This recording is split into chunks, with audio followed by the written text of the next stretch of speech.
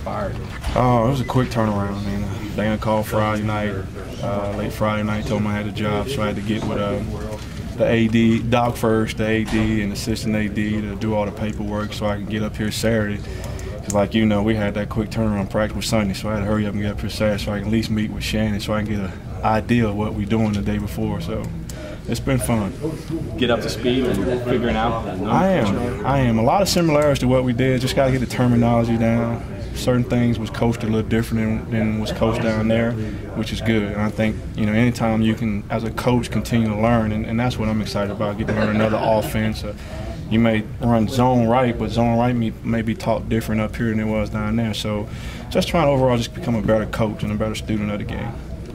What about the kids? What about what you got? I'm excited. I mean, they all competing, and seem like a great group. Nobody's selfish. Everybody cheering each other on, which I always encourage. You know, I dealt with that last year. I had 3 freshmen, and they all rotated every series. And if one didn't cheer for the other, then guess what? You don't get to go in that next series because we got to have each other back. Because you know, in this league, you get pounded a lot. So we want to keep them guys encouraging each other, especially with a couple of new guys in here pushing each other. So it's been fun so far. You've got different types of guys. You've got smaller, athletic type guys. You've got bigger guys. How do you work all those guys together? You know what? It's funny you ask that because our bigger guys are got a little more athleticism than our smaller guys in a good way. You know, and sometimes our smaller guys run like they're bigger guys. So you just try to, regardless who win, it's still going to be the same play.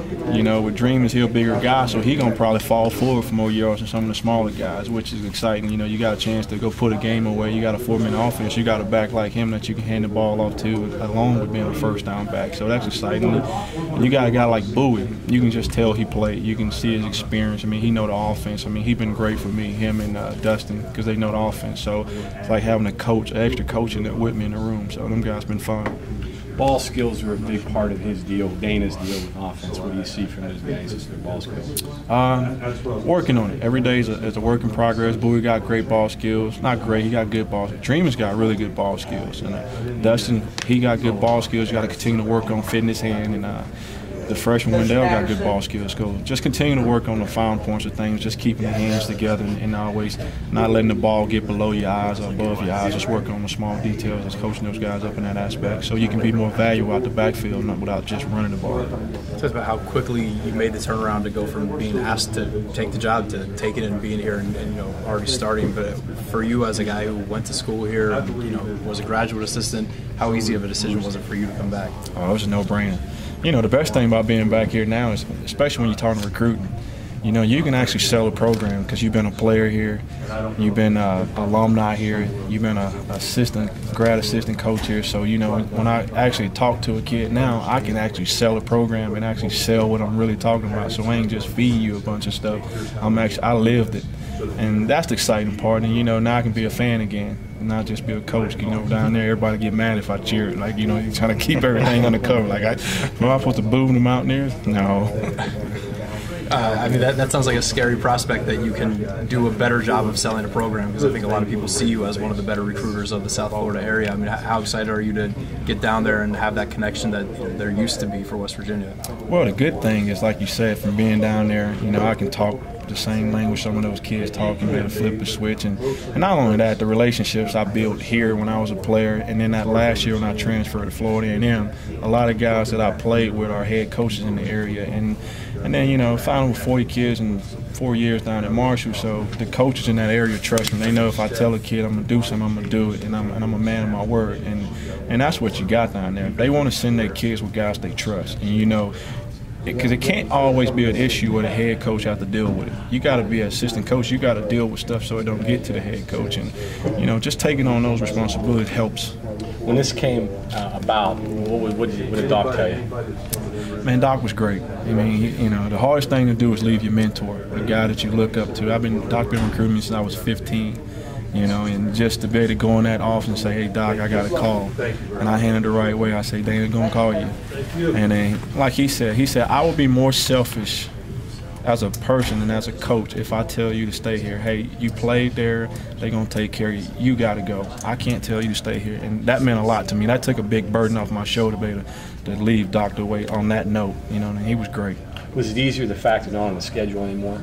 Did that help a little bit? Absolutely, because being here and being, I don't want to deal with that because majority of kids over there that's playing, I recruit and they started for them, and they're gonna be pretty darn good. I'm glad we don't play them. What about last year when you were here on the other side? Was it a little odd? Well, last year when the first year here was odd. Okay. To be able to go into a visitor locker room, I never visited over that place. When I was here, that was a study hall center. So to be able to walk in that room, it felt weird. Then being on that sideline, I was just trying to stay away from the fans and all that. So that was weird. That was adjustment. When you knew you were get the job, who got the first text? Who was your first teammate that texted you, or who did you talk to first? Do you remember? I'm sure you had a bunch. Oh, it was nonstop. It got to the point I was ready to throw the phone away because I knew I had it, and I wanted to wait till Dana broke it, and once he broke it, of course I talked to Damon Cockdale, Ryan Brady, Amos Airway called, Pat White called. I mean, all the guys that you was affected with, and just coaching profession. I talked to Herb Hand, I talked to Calvin McGee, I talked to just guys that you look up to, and everybody was great. Happy for them. This is the nature of the business now. I mean, these things happen that fast now, it seems like, more often than they used to. Well, the thing is, it's such movement this last year, and jobs were steady open, and you got a lot of guys that's going to the NFL too, so it's constant movement. You got college coaches going to the NFL. Well, when that happened, and especially that late, well, more jobs come open. And then, it's all about network, and they want guys that they know too, and that helps. When you get so close to spring football, do you expect though that those jobs might stop turning over? Like, were you surprised this one opened up? So, well, as assistant coaches, you always hoping for something to open up that's better. As a head coach, I'm sure they hate it because now you got to do is hiring a guy. How does he gonna fit? How fast can he get caught up to speed? And is he gonna be comfortable in this environment? Moving, because everybody would say the coach, but you got families that's involved too. You got wives, you got kids, vice versa. So that's always a tough part of it. Talk about something that's better, being at your alma mater and all that. I mean, can it get better than this for you? I mean, as a coach that's getting this profession and on this level, it's a dream. To be back to a place where it started at. I couldn't ask for anything better. Just hope I can stay here for a long, long time.